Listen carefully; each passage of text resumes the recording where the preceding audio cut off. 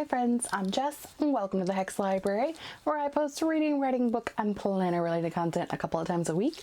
Today we're going to go over my stats for 2023.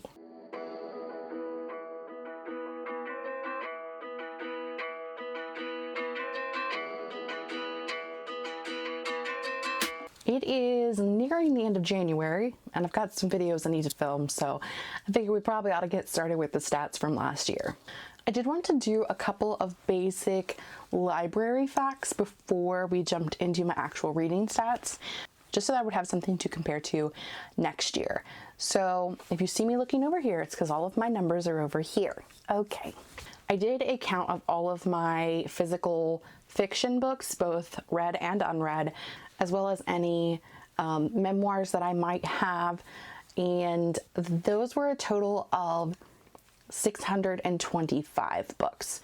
So physical, unread, read, fiction, and memoirs is 625.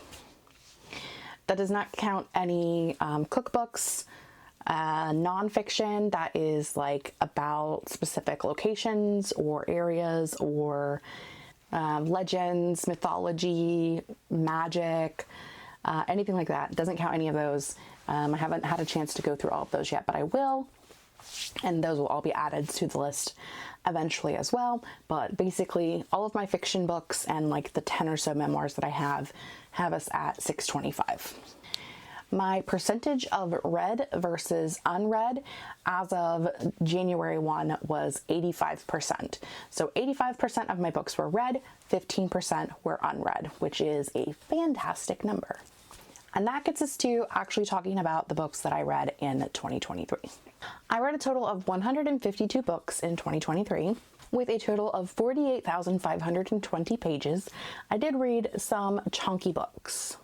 As far as like months that were the highest book count wise, February was the highest, and which is historically the highest month for me.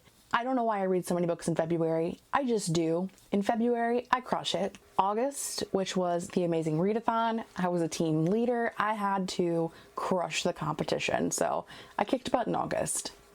And October, which I always try to read 31 books in October. Very rarely do I ever make it there, but because I'm actually shooting for 31 books in 31 days, October is usually a high month for me. My two low months for last year were April, where I read books 2 and 3 of Lord of the Rings, which took me some time to get through. And also in June. I don't know why June was so low. June's my birthday month. I don't know why June was just like a low month for me, but it was. Looking at were the books that I read part of my physical TBR. 84 books came from my physical TBR shelves. 44 books were library borrows. 7 books were rereads. And 17 books were books that I had as advanced reader copies. Of the 84 books that I read in 2023 that were from my physical TBR shelves, 64 of those were purchased in 2023. I read a lot of books last year that I bought last year, which is fantastic and I'm very happy about. I also notably read 4 books that were from 2022, and that was everything that I had left that I had purchased in 2022. So as of this moment, I have nothing left that I purchased from 2022 on my shelves, which is fantastic, honestly. And then the other 15 or so are just from random years in the past. But I definitely wanted to mention that 64 were purchased last year. 64 of the 84 books that I read off of my physical shelves were bought last year.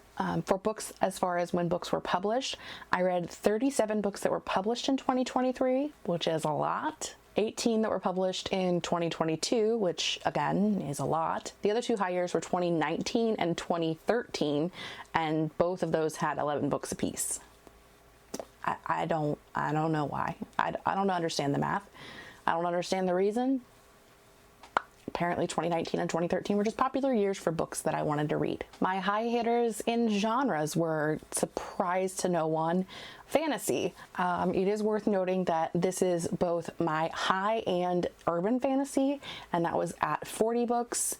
Second was paranormal, which I do separate out. So paranormal for me is technically fantasy, but I consider paranormal anything that's like ghosts, witches, werewolves, anything like that is paranormal.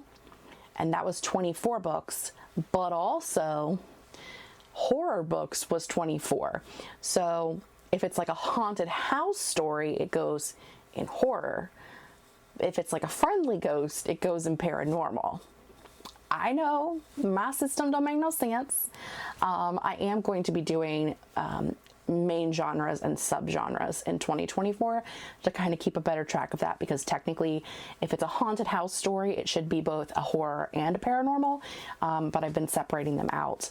Paranormal books for me have always been more of like the fun kind of paranormal, like the Parasol Protectorate series is fun paranormal because there's vampires and werewolves and ghosts. The Mortal Instruments from Cassie Clare, all of those are considered paranormal to me. Technically, I know that they are urban fantasy, but for me, those are paranormal books because there's werewolves and vampires and ghosts. So it's just the way that I organize things. Okay. Also, notably read 23 contemporary romances. My most common rating last year was 4 stars. And 58.2% of what I read was 4 stars or above. So more than half of the books that I read were a 4-star or above, which honestly was a really good reading year. However, if I counted in my DNFs, it would be remarkably lower. The next category is my age group. I read 78 books geared towards an adult audience, 45 towards a young adult audience, and 28 at a mid-grade audience. Last year was a very high young adult year for me.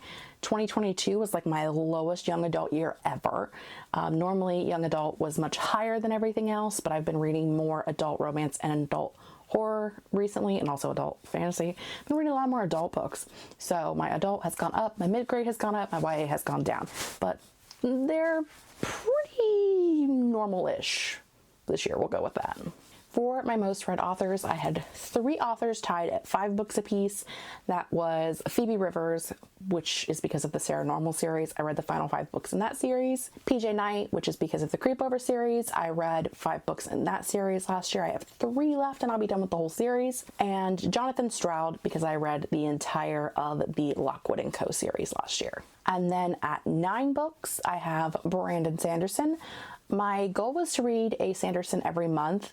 But I got to 9, so I'm not mad about it. There definitely were months where I just didn't have time to fit in like the chunky books. I definitely need to finish the first era of Mistborn because I have the final book left in that. And then I'm going to do some of the standalones before I hop into Mistborn Era 2. I'm hoping to finish Mistborn Era 1 this year, go through the standalones that I have, and then go through Mistborn Era 2 this year. Will that happen? I don't know, but that is my goal. I also started reading Wheel of Time this month, so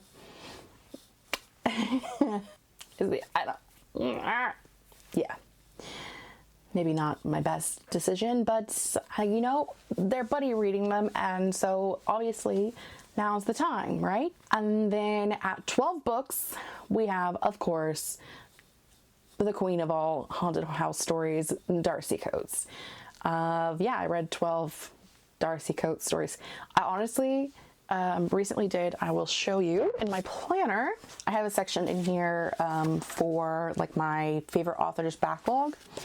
And if you want to see more of that, you can check out that video that I will link down below of my setup for the year. But I recently did, I did a Wheel of Time reading order because I wanted to be able to keep that in order. But I also did a Darcy Coates reading order, not really reading order, backlist more. And I was surprised by how much I still have left. I only have 1 ghost story left. I did these based off of how she has them categorized on her website. So she has them sorted by short story collections, the House of Shadows series, Black Winter series, Gravekeeper series, and then horror and suspense and ghost stories. I have 1 ghost story book left, and I have 5 horror and suspense. I haven't done the House of Shadows series yet. I still have 2 short story collections. I have all of Black Winter still. I read the first book, but I want to reread it because I didn't have a good experience with the first book, but I think that was me because I was sick when I read it. Next book in Gravekeeper, but that's not out yet. So I do have a good bit of Darcy Coates that I can read this year. And then my final category here is most read publisher. Previous years, my most read publisher has been almost consistently St. Martin's Press and Wednesday Books because I get like auto approved for a lot of their YA books. but I have not been reading YA, so I haven't been getting many of them. So they did not show up on my list, which is good because I don't have to talk about them because we're not supposed to talk about them right now. So, most read publisher at 7 books was a tie between Tor and Berkeley. Then at 10, a tie between HarperCollins and Poison Pen Press, which publishes Darcy Coates. And then my most read publisher for the year was Simon & Schuster. Technically, I didn't always break things down into like the smaller presses. Sometimes, like, I have a list of like 40 different publishers, and sometimes if it's like a smaller press that's the only one that I've ever read from them and they're not already on my list of 40 people, I just go, who the heck's the parent company? And I go, oh, it's Simon & Schuster. Cool. And I just put Simon & Schuster in there because I don't have the time. I mean, I do have the time, but I don't take the time. So that is my list of stats for 2023. I will be filming a favorites of the year and a least favorites of the year that will also have all of my DNFs in it. So if you want to check that out, stick around because those will be up, I think, in the next couple of days, because I'm just trying to get through everything that I didn't get through in December and the beginning of January. Your girl's been, you know, sometimes as a content creator, I actually had this conversation the other day. Sometimes as a content creator, you are like on it. Like, you have videos filmed and edited and posted weeks in advance, and like you have everything going for you. And then suddenly it's like, wow, it's been 4 weeks and I haven't filmed a video and I have no idea what I want to film. And even if I do, I have no like urge to do the filming. And that's kind of where I've been. I'm so excited about BookTube and the community and everything that's happening right now. And like, I'm excited to like be involved in the conversations. But as far as like sitting down in front of the camera for some reason lately has just really not been my thing. So trying to get back to that. I mean, I've had, you know, it's been a while. I've been here forever. I should be used to it at this point. Anywho. That's a whole other problem for a whole other day. If you made it this far in the video, leave me a check mark emoji in the comments below because this video is checked off of all of our lists. That is all I have for today. I will see you guys next time. Bye!